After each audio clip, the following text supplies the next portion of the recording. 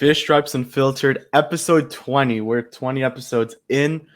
I guess we could say is a milestone. It's 40 weeks in now, I guess. Isaac, my co-host, we've been doing this for 40 weeks now, 20 episodes in. How are you? And I guess congratulations for sticking around for 20 episodes. I'm doing swell, man. It's been a lot of fun. It's felt like 80 weeks, but it has been a fun time. I feel like we've been doing this since last year. But yeah, I know we've gone through a lot of milestones. This is definitely one of them. Yeah, somehow we got to do content through a lockout, which that was tough. I can firsthand say that. And then we have Eli, who produces the show, who allowed us to be on this platform bi-weekly. Eli, how are you? And thank you for coming on as always. We're all repping gear today, funny enough.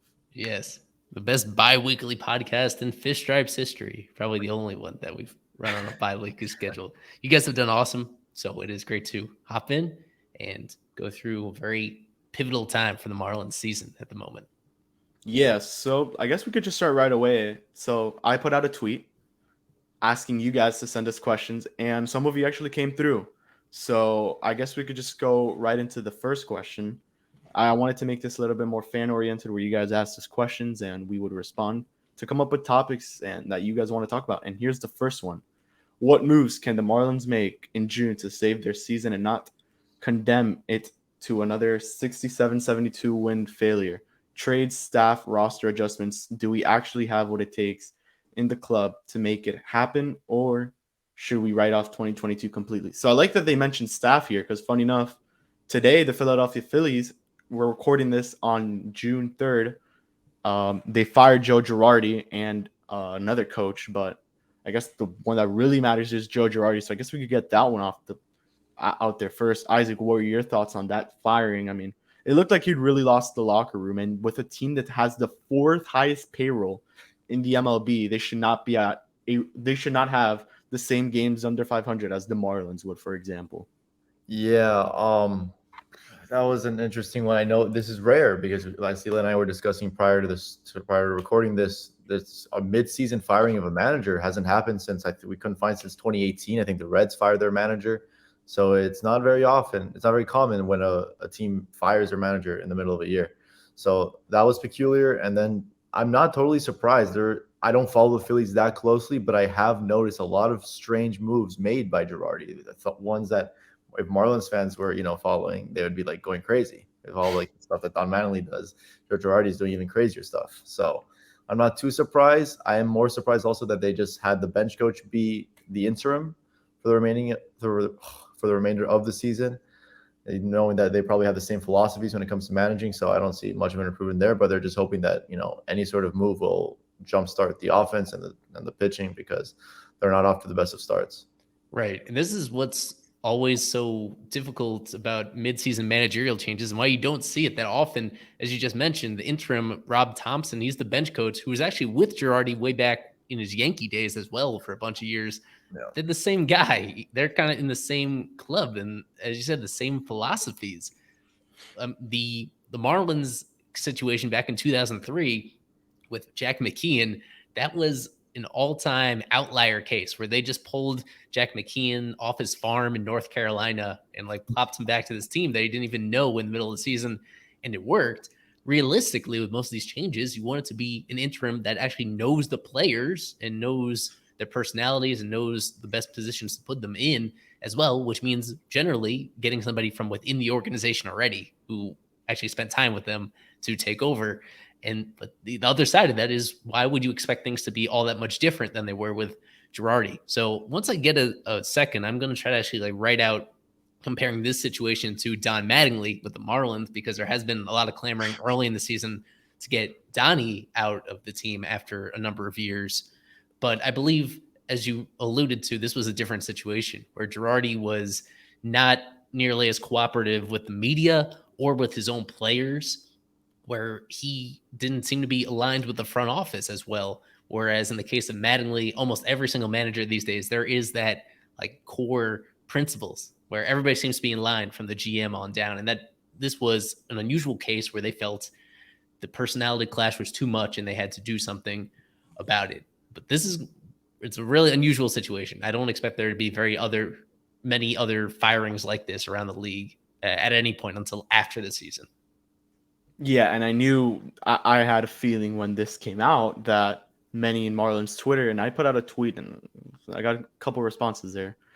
I thought people were going to go back to Don Mattingly and say it's time to fire him. No, he's not the one playing the game. He's not the one sending players up and down. He's the guy who makes the lineup. He's the one who chooses the starting pitcher for so-and-so day. And I know at the start of the season, he made some very questionable moves with Jazz and in the bullpen itself on who he chose for the 9th inning. But a lot of this is coming from the front office up there, what they're making him do down there on the field. And, I guess we could kind of expand on that, Isaac. What would you say to those that say they want to fire Mattingly? Because number one, I guess the last time the Marlins fired someone midway through the season did they fire Redmond midseason? They fired Redmond midseason. That was the last one. So before that, they fired Freddie Gonzalez in 2010 in mid-June.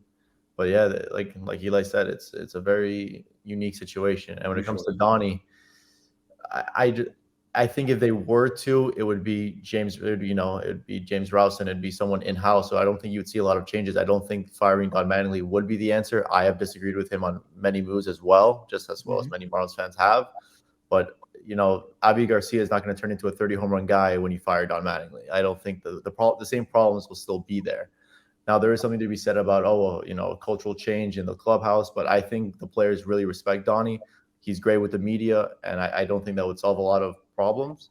So I think if they were to move on from Donnie, which they might do, but I think it would be at the end of the season. I think they're going to let this year play out, give them the full year 5 of this rebuild or build, as former CEO Jeter liked to say. But yeah, I don't think that would solve many problems, as Marlins fans like to think that they would.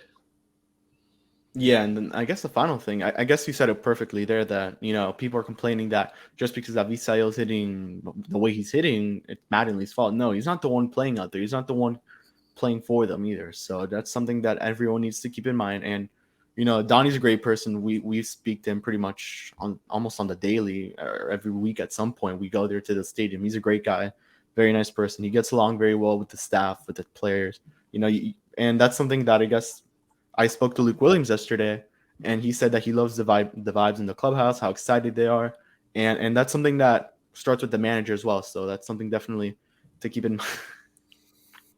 I forgot I made this picture back in 2019 when we were talking about the Marlins tanking. They got off to a really terrible start, and I just was going through the pics on my computer and found them. So sorry to distract you. No, it's okay. Train of thought right there. It's okay. This is hilarious. The final thing I'll say is the worst case scenario is that the All-Star break is when he could get fired if things just go completely out of hand where they're 15, 20 games under, which I don't expect that to happen, hopefully. So that's the last thing I'll say on Donnie. So I think just to go back to the question, what moves they can make, I really don't know. I guess you could get another closer maybe. There's some guys in AAA they could definitely call up. That's when it comes to roster adjustments. But trades, I mean, if you have anyone, Isaac, I really don't at the moment. But yeah, I think the Swings and Missions interview with Dan Greenlee, assistant general manager, the one thing that I did take out of it, there wasn't much, but the one thing I did was that they will be a little bit more aggressive than they have been in years past. They've always been sort of aggressive at the deadline in 2019, 2020, even in 2021, albeit as sellers. But I think even if they're 10 games or less under 500 or, 8 games or less out of a playoff spot, they'll be somewhat or moderately aggressive. And I think a team that they should really, talk to is the Oakland A's. Yep. I know Louis Trevino is one guy that you wanted. He's been horrible this year. He's been bad. He's not been good. But they have a couple of, high leverage arms that could really help this Marlins bullpen. Like Domingo Acevedo, he's been not bad. I was watching an A's game the other day.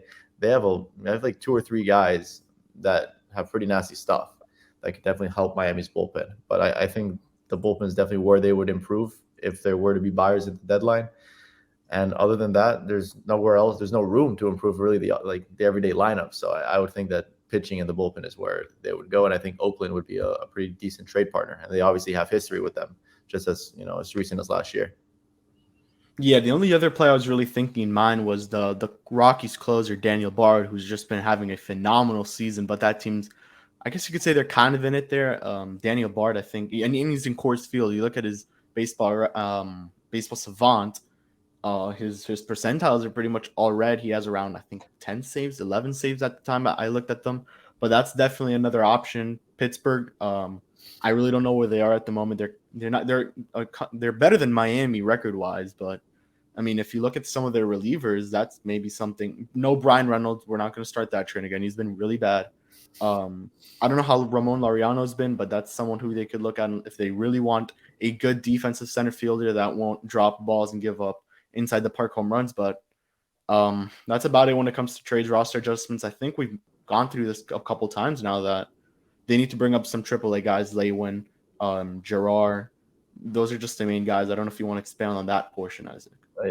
Poor Ramon Laureano, he as good of a center fielder as he is, he's not even playing center field that often, because they have Pache, and he's he's even better defensively than Laureano, younger and faster. So it's an interesting situation over there in Oakland. I wouldn't be opposed to having Laureano come, but I think a million things have to happen before they would consider that. Yeah, so I think we can move on to the next question. I'll get this one out of the way pretty quickly. Ay, La Tortuga. I mean, he's been good for what he's been, for what we expected. He's been pretty good. He's pretty much played everywhere except shortstop, if I'm correct. He's hitting the ball, he's putting it in play, something that not many guys in this offense have been able to do. That's really all I could say. And we'll probably be seeing a lot more of him soon with BA and Wendell out. Yeah, he's played first, second, and third. He has 0 strikeouts through 6 games played at the moment. 0 walks too. 0 walks and 1 home run. I don't think he's going to add to that very often when he's not playing at Coors Field. That had something to do with it, in my opinion.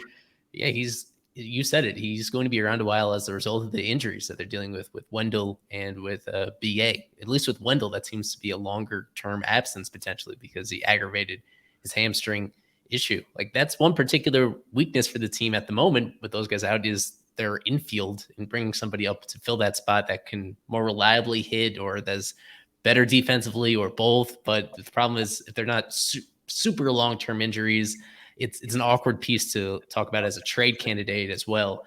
They're kind of just stuck in that situation. And Astudillo is somebody that they targeted before the season for exactly this kind of opportunity. So we'll see whether or not that's actually going to help them win games or not. But we'll find out.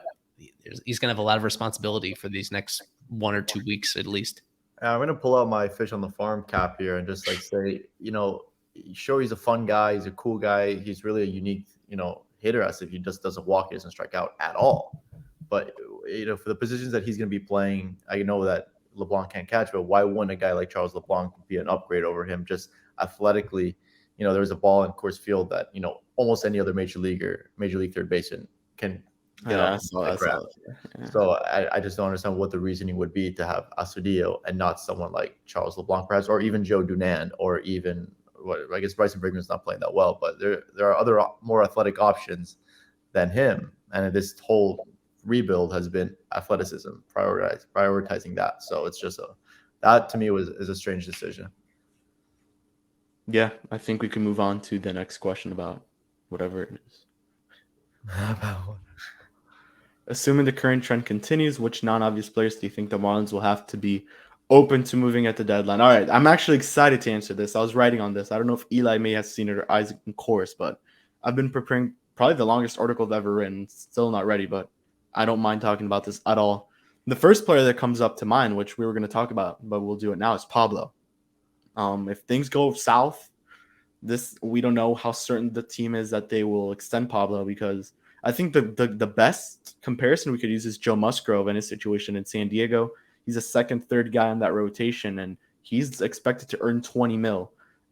The only thing that I could see with the Marlins why not extending Pablo is the injuries. I mean, the guy's been – this is the first year where he still hasn't been injured. I know last season he missed half a season due to injuries. In 2020, it's a shortened season, so he was able to pitch pretty much throughout the whole season, that whole season. And 2019, 2018, he was also rattled by shoulder injuries. So that's the first player that comes up to mind. But then obviously they're the guys you would kind of expect. Wait. Hey, is it non-obvious? Non-obvious. Don't even spend your time on the obvious guys. The non-obvious. All right, let's go on the limb here. Jorge Soler. Why not? He has the opt-out. That has a lot to say. But I'll let you go next, Isaac. That's my non-obvious guy. I think you mentioned it too for me, so I'll shoot it over to Eli. Right. And just to explain to people Solaire's situation, he has an opt-out after this year that he could use if he's playing well. If this version we've seen of him in May continues the rest of the year, then you would expect him to opt out. And if this is a team, as Alex is alluding to in this question, where the trend continues and they're a seller at the deadline, then Soler would be a guy that, assuming this is an expiring contract, then you flip him to get something in return rather than nothing, as unpopular as that may be because of the style of play he has and his Cuban heritage. He's pretty quickly going to turn into a pretty popular guy on this team if he continues producing up to the deadline. But understandably, somebody that you'd have to consider moving. And in terms of non-obvious, I guess you look at first base. This is going back to the conversations we had over the offseason about what to do between Jesus Aguilar, Garrett Cooper, and Lewin Diaz, and with the assumption being that Aguilar and Cooper would be the one guys that trade. But with the way that the Marlins have managed this team and operated coming into the year, the way that Cooper and Aggie have produced at times, I would throw Lewin as a pretty logical trade candidate to me if we get to the deadline and those guys are still producing.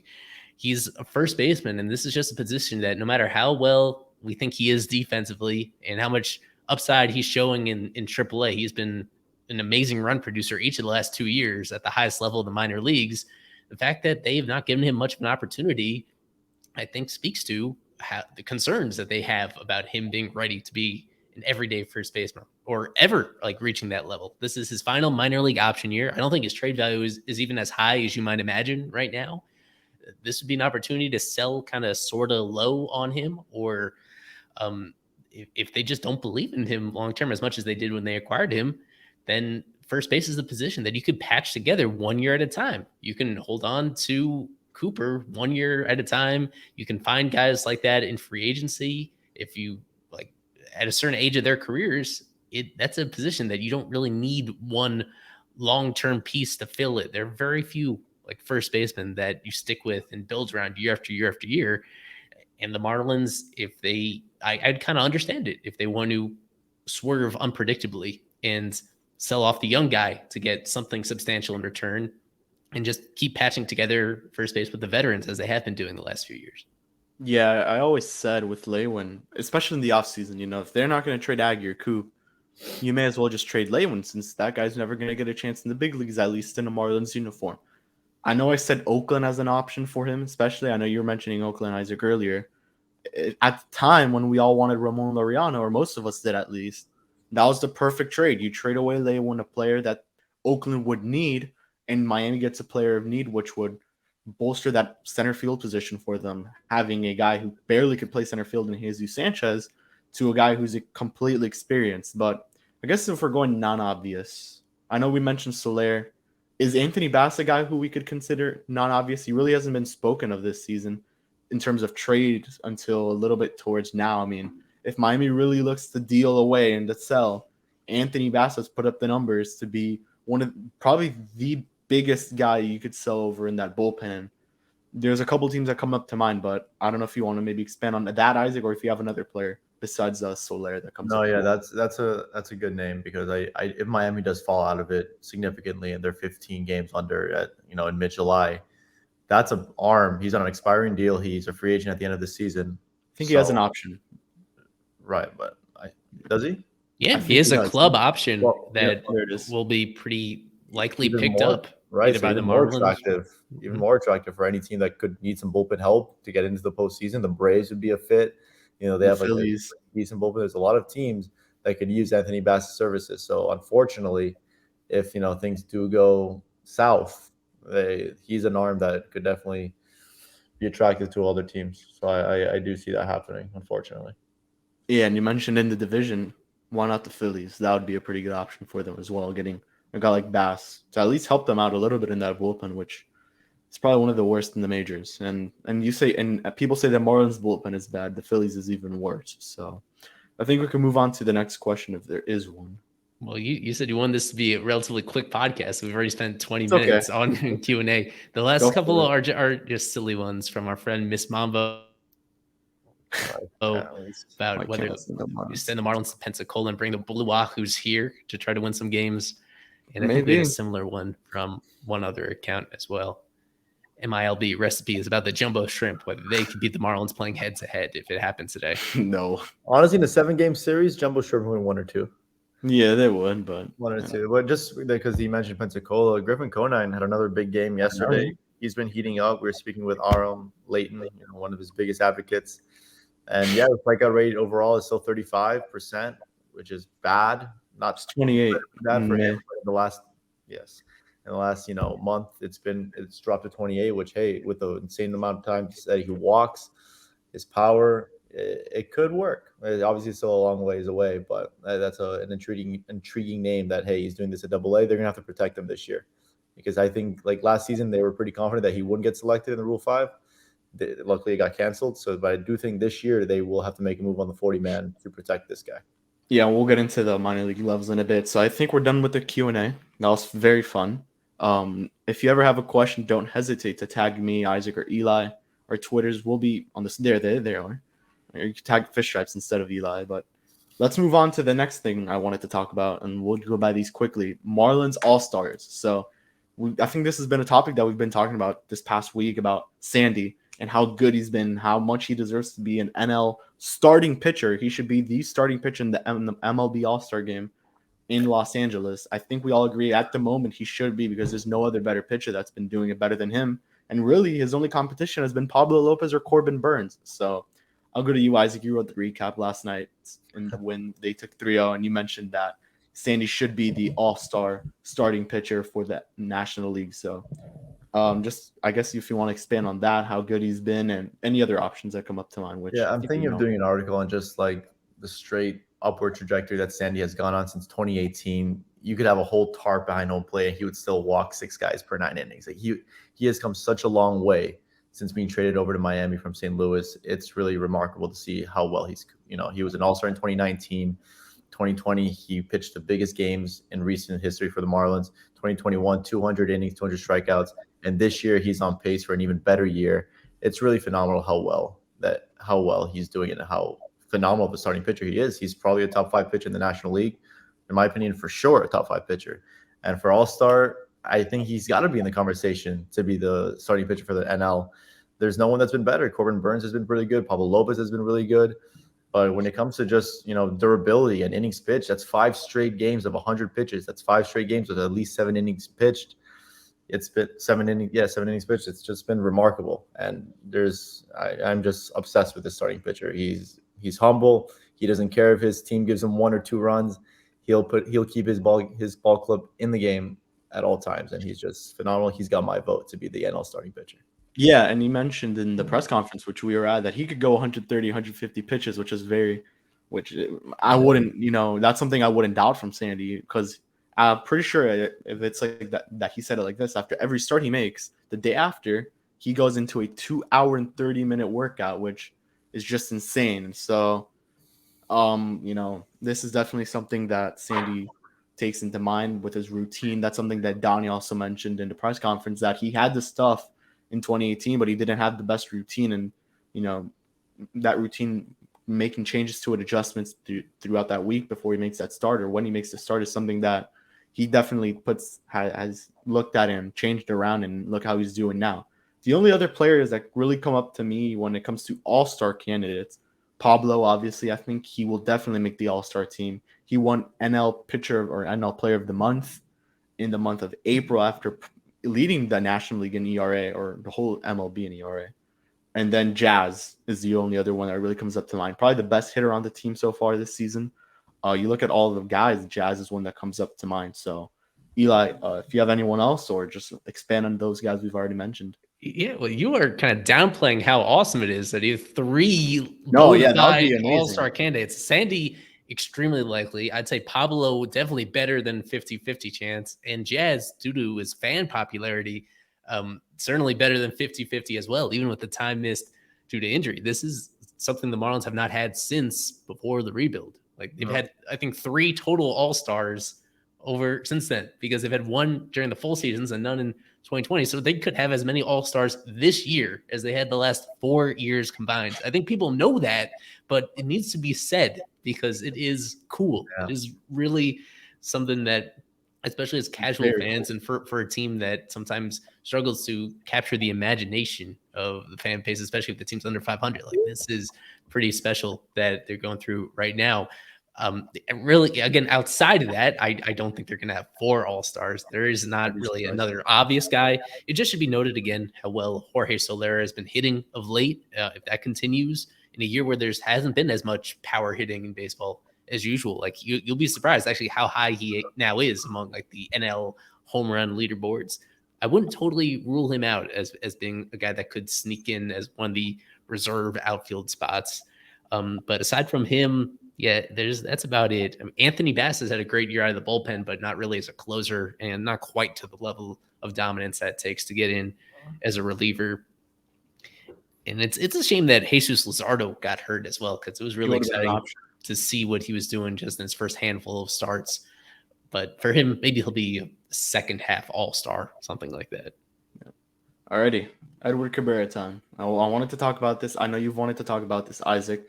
The guy had probably the best start out of any pitcher in that Coors series against the Rockies. 6 innings pitched, 1 hit, 0 runs, 0 earned, 4 walks, 9 strikeouts, 0.00 ERA, and earns his first major league start. The 96 mile per hour changeup is the strongest strikeout ever recorded since 2008, which was when Baseball Savant became the thing. So that's why it's from 2008 and on.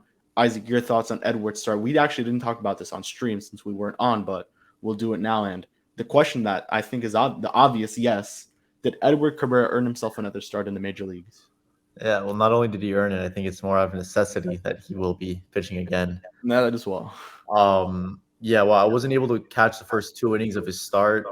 I was out, but I came back and just, wow, he was getting ahead of hitters. And I think the biggest thing with him, the change from last year to this year, is that he was using his fastballs. He got a few fastball strikeouts, and that's just so different from last year because he was really depending on the change. He was throwing so much off speed to, get first pitch strikes and to try and finish guys with the changeup. This year, he really was setting it up with the fastball with the 97, 98, and then wiping them out with either a changeup or an off-speed pitch. So I thought that was, noteworthy. And then the other thing, what Eli alluded to, what he saw differently in the minor leagues, was getting that different style curveball as sort of like to steal a first pitch strike. He did it a few times in that start, and that was really great to see it because, wow, when he has like 4 or 5 pitches that he can go to at any time, he's going to be a really tough guy to hit. He's got the sinker, he's got the fastball, he's got an incredible changeup, wipe out off-speed stuff. It's going to be fun to watch him progress. And this was all done in Coors Field that he kept Colorado off the board. And even more impressive, he allowed the bases to be loaded, I think, in his last inning, and he got out of it. So he showed a lot of maturity, and I was very, very pleased with how he threw the ball. I hope he's here to stay for the rest of the year. Ups and downs are going to happen, but I think regardless with the way the team's going and the way they let Eliezer pitch through ups and downs, Edward should have the same. Yeah, you're right. The only thing I'll say quickly, Eddie, and then I'll go to Eli here is he only that last hit, that only hit was in the 6th inning towards the end of his start where his command was already becoming a little bit off, but there were points where his command was a little bit off throughout the game itself. He hit 2 guys, he walked 4. Yeah. What the heck? Oh, look at that. The Marlins are starting Richard Blyer in this game tonight. They're starting Richard Blyer as an opener. No, so some live commentary for people to hear afterwards. Eliezer Hernandez, a probable starter for Friday night, of course. And it looks like, they're using an opener for the first time this year. They're intentionally lining up their bulk guy to come in out of the pen after Richard Blyer. I think Blyer opened a game last year. But again, this is just unusual for this year. This year, they have been, I guess, relatively fortunate in that they've had at least some starting options, conventional guys, shaking it up because as we've covered here on all our Fish Stripes platforms, Eliezer is just not good at being a starting pitcher in the major leagues. So they're trying something different.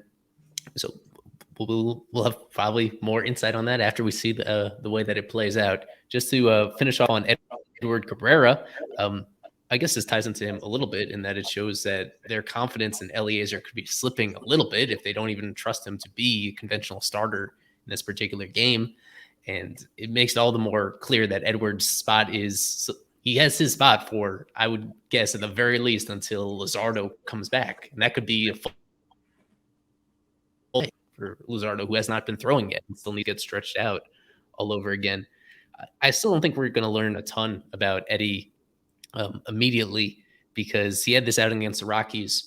Despite it being in Coors Field, the Rockies are not a good offensive team at the moment at all. His next start is going to come against the Nationals, right in that same bucket, one of the worst offenses that you can go against. We'll find out more in his start after that, which would be either against the Astros or against the Phillies, either of those on the road, and then potentially against the Mets soon after that. We'll learn a lot more about Eddie by the end of the month in terms of how much better he is than last year. But I'm high on this guy. I have pretty high expectations.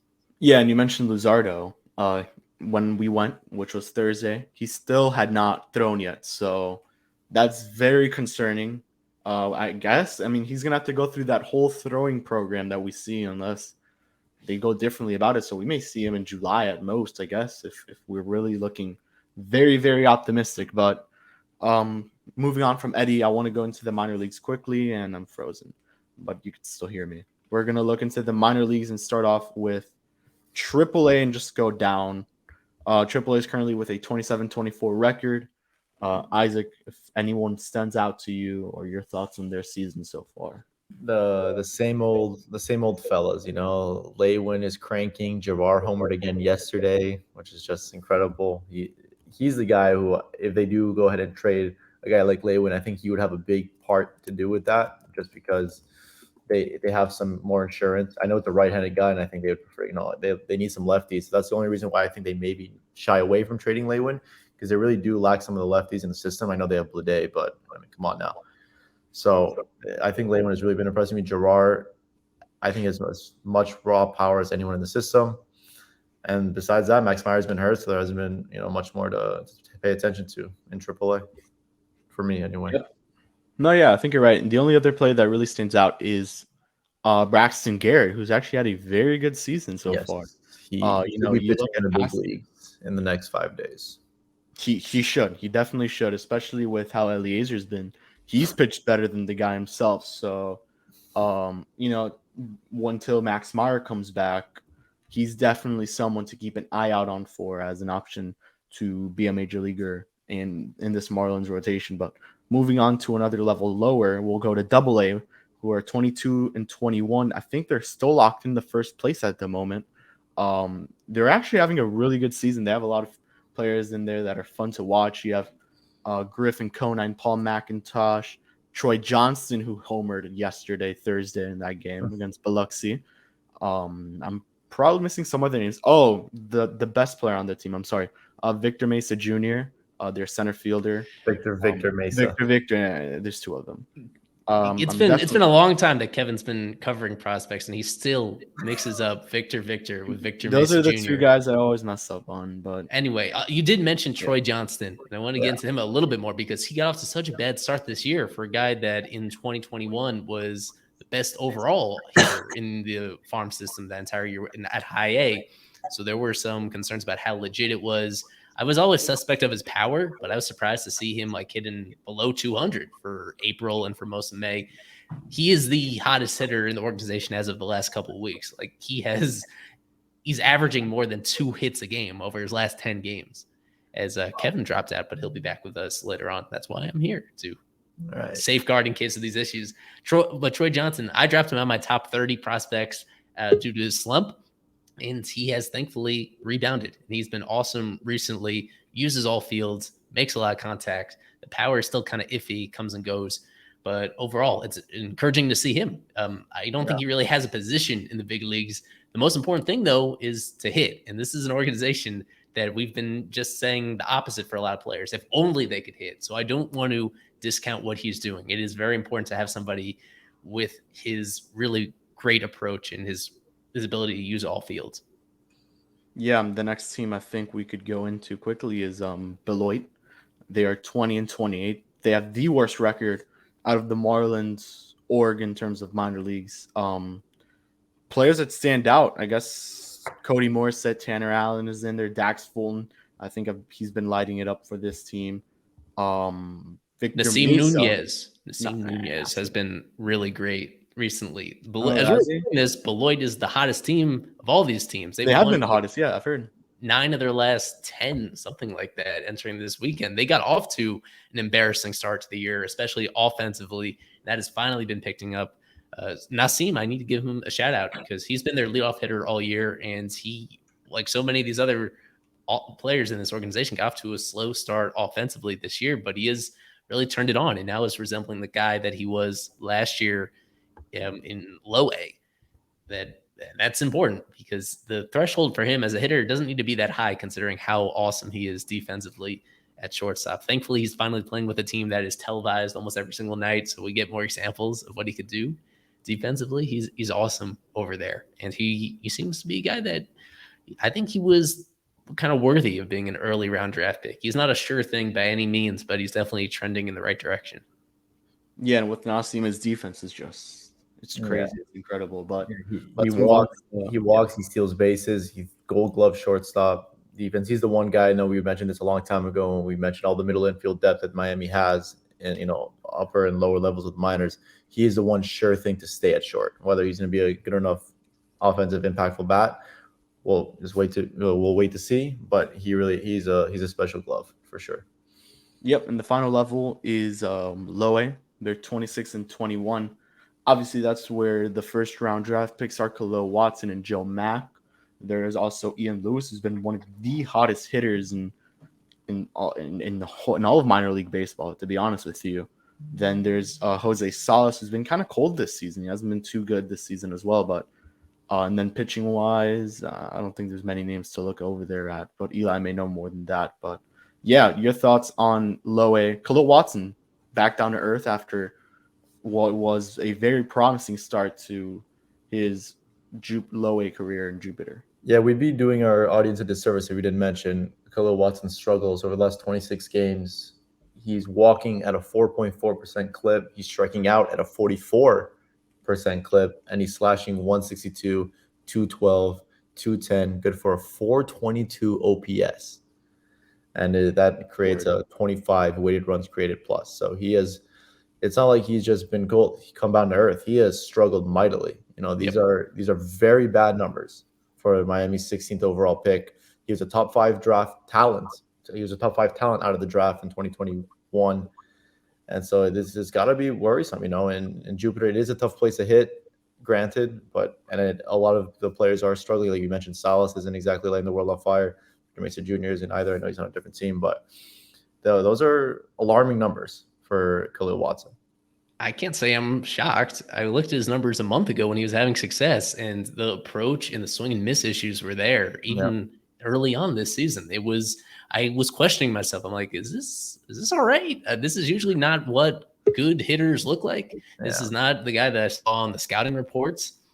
He was producing, but the strikeouts have been there throughout this year, and he's on the short list of highest strikeout rates in the minors, not just in the Marlins organization, because he is number one in that among Marlins prospects, but across all baseball. This has been an issue. I will remind people this is a tough assignment for a 19-year-old to be playing every single day at full season ball. So I'm not freaking out yet, but it's a little disappointing relative to the hype around him. I think as we're recording this, Baseball America just updated its top prospects list. They dropped him like 30 spots, and I think that's merited. I think that kind of reflects my own thinking that he's still a very good prospect, arguably the best hitting prospect in this organization, but there's risk here. When you strike out as much as he has over such a large sample at such a fundamental part of the game, there's an issue. I will point out, as if people needed this validation, that the underlying stuff about his athleticism, his exit velocity, his sprint speed is pretty special. That athleticism is there, and that's why he was a first round pick. There are other ways that he can impact the game, even when he's not consistently making contact. Yeah. 44%. Yeah, I guess the only other guys that we really didn't mention, I'm surprised we didn't, are JJ Bleday, who's just been he's been hitting homers, but he's still not hitting for average. He's hitting 210. Peyton Burdick, who's hitting 227. And then the only other guy, I know he's had very little at bats, is Joe Mack. He's hitting, 3-something at the moment. So, yeah, I have it right here. Joe Mack is hitting 308. Peyton Burdick is hitting 227. Jose Salas is hitting 233. Watson 218, and JJ Bleday 210. Ian Lewis 324. So I know Isaac and I aren't the highest on Mr. JJ Bleday here and Peyton Burdick, but your thoughts on those guys' seasons so far? Really just disappointing. A guy like Peyton Burdick especially who was the minor league player of the year, went from high A Beloit all the way making that jump to Triple A. Just very disappointing this season. Just struggling overall. Yeah, I think Almost every Blade and Burdick are sort of like in competition to see who's the slightly worse prospect. They both have OPSs of around 800. The thing that always made me think that Burdick would have a higher floor is just his ability to walk and his ability to hit the ball out of the yard at any point. He's got 7 homers this year, but neither of them have really developed the way that I would have liked to see this year. Especially considering they both had some time at AAA last year. Blade actually has 9 homers. Burdick has 7. Like I said, neither of them are really developing the way at the speed I think the Marlins would have liked them to either. They were college picks, both of them, in 2019. So this is the point where, hey, you need to start seeing some results at the higher levels. Blade didn't show anything in AA last season. He's showing a little bit better in AAA, but granted, I think AA was a tougher assignment, so it's not really saying much. I would have let him repeat the same level this year, but they didn't do that. Burdick, you'd think he's slightly closer than Blade, but like I said, it's not much good news, which is probably the reason why we haven't mentioned those guys. And we're mentioning Girardi and Leywin, who have been performing much better. Yeah, that's, I think, a good way to wrap. Not the best way. We ended it off on a negative note there, but to wrap up the minor league portion, final topic I wanted to bring up is what's coming up for the Marlins. I know we do the weekly streams and all that stuff, but just taking a quick, brief look at what the month of June is going to look like. They're playing the San Francisco Giants in the 4-game set. So at the moment of the recording, they're playing the second game of the 4 games. So like this will come out Saturday. So they would have won or lost. You'll find out our predictions then, or you'll find out if they won then. Then they go into Tuesday through Thursday. They'll play the Washington Nationals. Then they have Houston. They'll go to Houston for a 3-game set. Philly for a 3-game set. They get a day off. They go to New York for a 4-game set. Then they come back to play the Rockies in a 3-game and the Mets in a 3-game set. And to end off the month of June, the Cardinals. That's a hard month. You're playing a team Houston. You're playing the Cardinals. You're playing the Mets twice. That is a very difficult month of June. Your thoughts on what's coming up for the Marlins and how important is this month of June for a team that is trying to stay in there? And and then we'll get into July quickly. And I think these next 6 days, this next week or so is going to be really pivotal. They need to capitalize. If they can sort of sneak a split or even 3 out of 4 against San Francisco, which their lineup is not that great. It's pretty good tonight. It's not a great lineup. And, they had Sandy yesterday. They got the win. Mazzles. If they can somehow sneak a win with this Blyer-Eliezer combo today, you have Trevor and you'd assume, I think it's Braxton on Sunday. You sweep the Nationals, okay, you're right back close to 500 because that's when you have a tough competition. You have to go to Houston, you have to go to Philly, you have to go to New York. Those are going to be tough. And if they could just sort of stay afloat, stay at 500, all right, fine. People will stay, they'll be indulged by that. So I think this next week they really have to take advantage. They have to go crazy. They should have swept that doubleheader in Colorado. That they couldn't have lost that series. Eli mentioned that's it. Hopefully Miami sort of makes up for it with 3 out of 4 against San Francisco, sweeps the Nationals, and you go into that very tough road trip, very tough part of the schedule, and just stay 1 or 2 games below 500 during that portion. And hey, maybe there's a chance. But yeah, I usually have hope when Miami plays Philly. They have underperformed, and Miami usually plays well against their own division, especially a team like Philadelphia and Washington. So if they could get those games, I'll be very excited. The games that very much scare me are New York. That team is really, really good. I mean, these aren't the Mets from last season that were there, and then all of a sudden they went down crashing and burning. No, this team got Starlin Marte, Mark Canha, and Max Scherzer, who's not even pitching yet. Jacob deGrom still not pitching, and those guys are winning a lot of baseball games. So that definitely scares me. And then the Cardinals are a team who just does it right, Right. They're always in it. Right now they're in a wild card spot, funny enough. So this is probably the hardest month of the season. I think we could say July's pretty difficult as well, although the only real difficult team they're playing is the Angels. You're playing the Pirates and the Cincinnati Reds in the month of July. Kevin. I need to remind you, this is a bi-weekly podcast, so you'll be able to put out a new episode before they even play the Mets or the Cardinals. We feel like we have a good grasp of these teams right now, but so much changes within a couple of weeks with players that are available. Like we were talking about the Mets a couple of weeks ago, we'd be talking about, oh God, they have Max Scherzer there, and then Max Scherzer goes out with an injury. It happens very suddenly in terms of how these rosters change. So I would not spend too much focus on the teams at the end of the month because you don't know which players are going to be available at the time for either team, for the Marlins or their opponents, or how they're going to be trending in one way or another. But I will comment on, the next 2 weeks, between now and the upcoming Unfiltered with the Giants. Yeah, the way this is lining up with the Giants series is better than I expected. Yeah. Absolutely crucial for them to really win the series, not just split it. And the Nationals, we've already covered them about how embarrassing they looked as a team when these teams have previously met both in DC and in Miami. The Nationals are, I would say they're the weakest team in the entire National League at this point. And thankfully, there are still a lot of games against them between now and the end of the year. With Houston and Philly, those are curious situations because Houston's been playing. Yeah, Houston is a pretty complete team. They're not a perfect team, but they can beat you in so many different ways. And with the Phillies, as we talked about at the top of the show, with Joe Girardi going out, you don't know exactly how that will affect a team one way or another, whether that inspires them, whether it does absolutely nothing. I think a lot of us are of the opinion that that's just a flawed roster. And so the upside of that Phillies team just isn't that great because the pieces don't fit together all that well, even with all the money that they've put into it. That's been a trend the last few years, is the Marlins doing a lot better against the Phillies than people thought they should. And now this is a year where you line up the teams and there really shouldn't be any excuses for why the Marlins don't compete with them, don't split all those games against them, if not something better than that. You referenced, Isaac, one thing that it was my opinion that on this past road trip, they needed to pick up a couple more wins than they actually did. So I'm of the opinion that it would be totally surprising to me if they got back into this race. I think they dropped too many games that they needed to win. I don't think this team has the pieces themselves that you need to win at a really high clip over an extended stretch. But so they'll have to surprise me during the stretch. They will have to not just win these upcoming series, but win them pretty emphatically, because that shapes the way that they approach things like the trade deadline. We're always thinking about the trade deadline. For them to do anything other than just a flat out sell, you need to put yourselves in a position in the standings where you have a bigger variety of options and the way that you can go about it.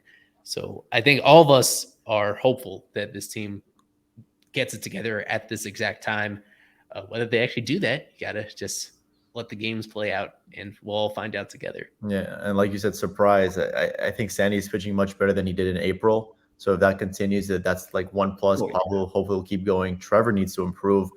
Getting Luzardo, Max, and Edward back sort of into the rotation mix, I think that'll be a big boost to this team. That'll help them sort of maybe try and pretend like they can win 10 out of 15 or, 15 out of 20.